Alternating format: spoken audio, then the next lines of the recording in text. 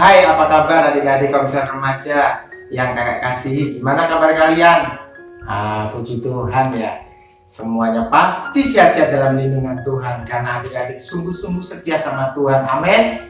Amin. Nah, hari ini kakak kembali akan membahas tentang buah-buah roh. Nah, adik-adik, hari ini adalah pembahasan terakhir kita adik-adik, yaitu tentang buah roh penguasaan diri adik-adik ya. Buah roh penguasaan diri. Nah, adik-adik, apa itu penguasaan diri?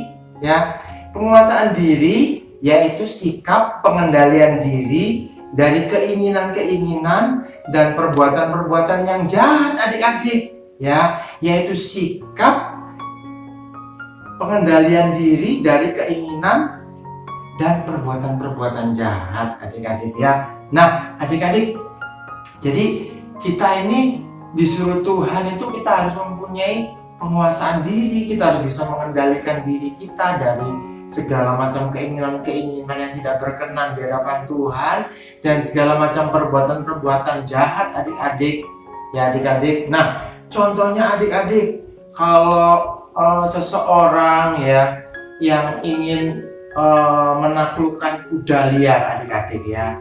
Kuda liar ya. Kuda liar adalah kuda yang tinggalnya di hutan atau di di tempat-tempat yang tidak bisa dijangkau manusia. Suatu saat ada manusia yang ingin memiliki kuda ya. Akhirnya dia mencari kuda liar dan harus dia bisa menaklukkan kuda liar itu adik-adik ya. Nah, adik-adik, tentunya menaklukkan kuda liar itu tidak mudah adik-adik. Kalau orang biasa ya kita sendiri akan kesulitan ya, karena kita tahu bahwa kuda itu punya tenaga yang kuat ya. Kalau kita paksa dia untuk nurutin kita langsung naikin kuda liar itu, tentunya kita akan ditendang adik-adik ya. Tentunya kita akan dilempar ya, karena dia pasti akan memberontak adik-adik. Nah, caranya bukan seperti itu adik-adik.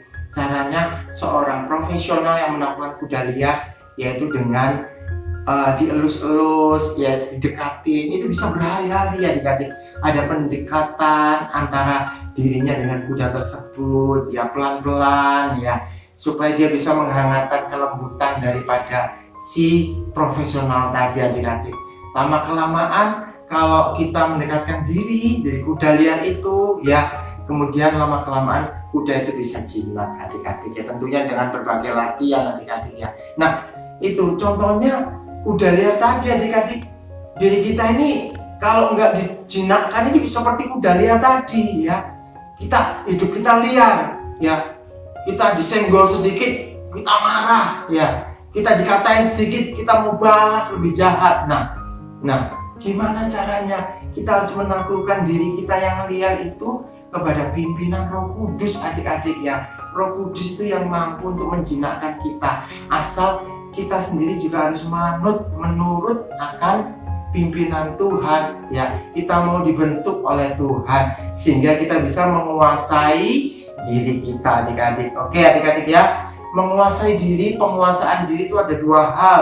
Yang pertama, kita harus menguasai diri atau mengendalikan diri dari keinginan-keinginan duniawi adik-adik ya.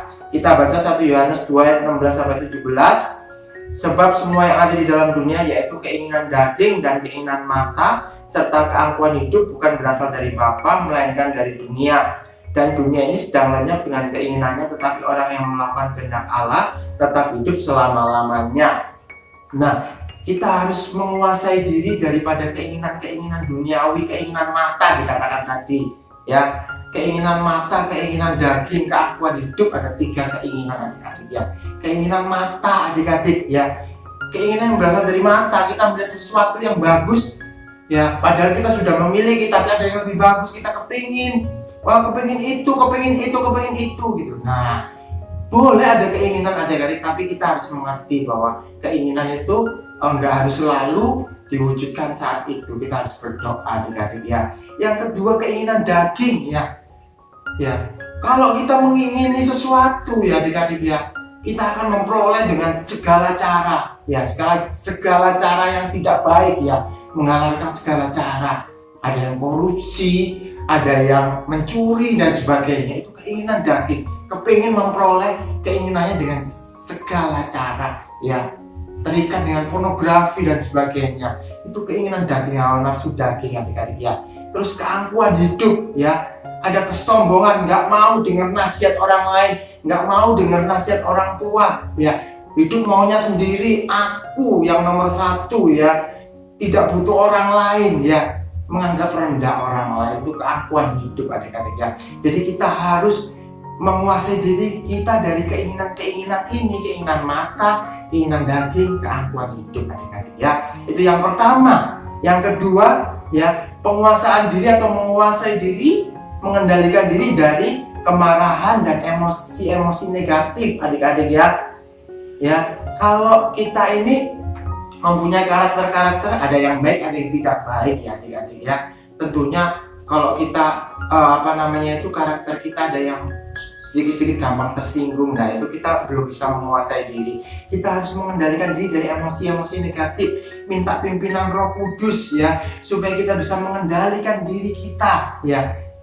Emosi-emosi negatif itu apa, adik-adik? Kita tidak sabaran, ya. Terus kemudian kita suka iri hati, kita suka mendengki, ya, kita suka memfitnah orang lain, berkata-kata kotor, ya, melukai hati orang lain, suka mengutuk pikiran-pikiran jahat, adik-adik. Itu emosi-emosi negatif yang harus ditaklukkan, yang harus dikendalikan, dikuasai, ya. Kita tidak mampu melakukan itu semua, adik-adik, tanpa pimpinan Roh Kudus, ya.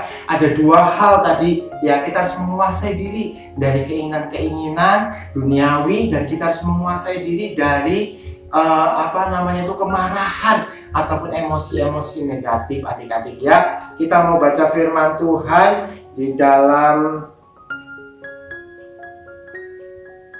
1 Petrus 4 ayat 7. Kesudahan segala sesuatu sudah dekat, karena itu kuasailah dirimu dan jadilah tenang supaya kamu dapat berdoa. Nah, kesudahan segala sesuatu sudah dekat, ya, adik-adik ya. Sudah dekat akhir zaman.